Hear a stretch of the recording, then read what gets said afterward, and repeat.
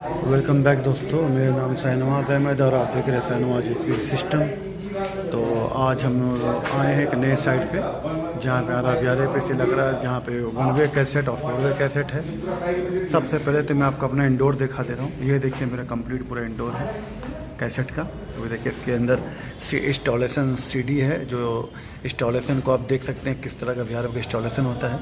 इसकी ज़रूरत तो हम लोग फ़िलहाल नहीं पड़ती है क्योंकि हमने काफ़ी इंस्टॉलेशन कर रखा है। और ये है इसका पाइपलाइन, जो ये होगा ना पाइपलाइन जिसमें कनेक्ट होगा ना, उसके ऊपर ये लपेटा जाएगा, वो दिया हुआ है इसके अंदर।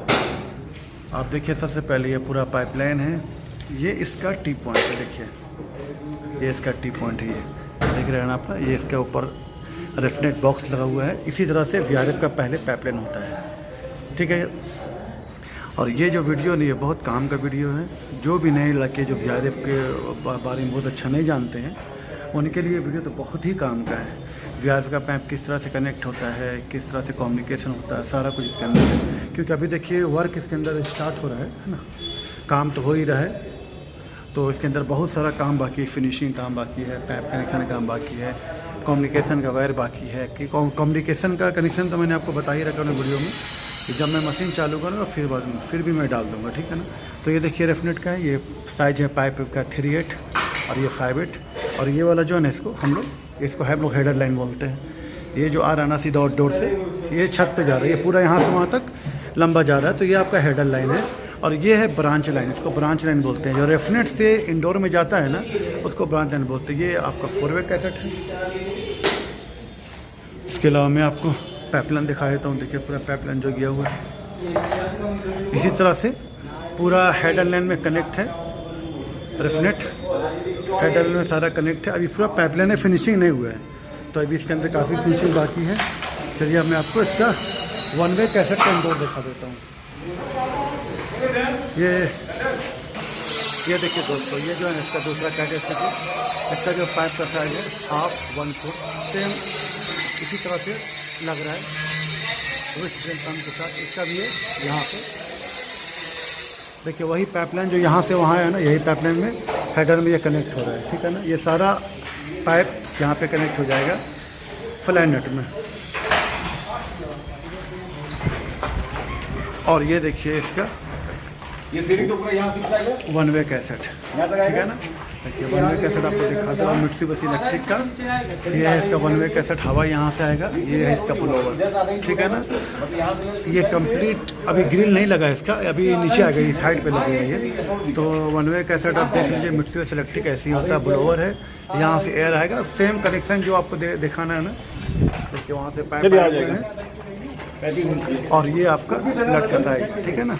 ये देखो दोस्तों, काफ़ी जो बाकी जो इंडोर आया हुआ है वो लगा नहीं है। ये पूरा इंडोर है, मित्सुबिशी इलेक्ट्रिक का स्प्लिट हाई वॉल है ये, ठीक है ना। इसका भी मैंने आपको वीडियो कई जगह पे डाल रखा है, ठीक है। ये जो है आपको वन वे कैसेट का ग्रिल है, ये पैक किया हुआ है। और ये 4 वे कैसेट का ग्रिल है, ये वाला ये है ना, ये 4 वे कैसेट का ग्रिल है। खुले हो तो मैं पूरा वीडियो डाल दूंगा अपने चैनल पे।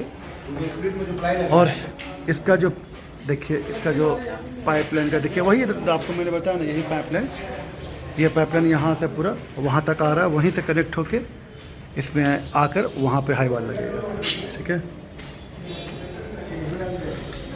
ये जो है 1 TR का वन वे कैसेट है। इस 8 का या 1 टन के लगाते हैं। वन वे कैसेट आपको याद रखना है, 0.8 का 1 टन का वन वे कैसेट लगाते हैं। तो आपको इसमें देखिए पैनल है ना, इंडोर के राइट साइड में होता है। और उसमें आपको सीलिंग में कटआउट देना होता है सर्विस करने के लिए बाद में। अगर आप कटआउट नहीं देते हैं तो फिर क्या होगा, अब ये पैनल का काम की जो पीसीबी बोर्ड इसी के अंदर होता है। सिर्फ वन वे कैसेट 1 TR या 0.8 में होता है, ठीक है ना।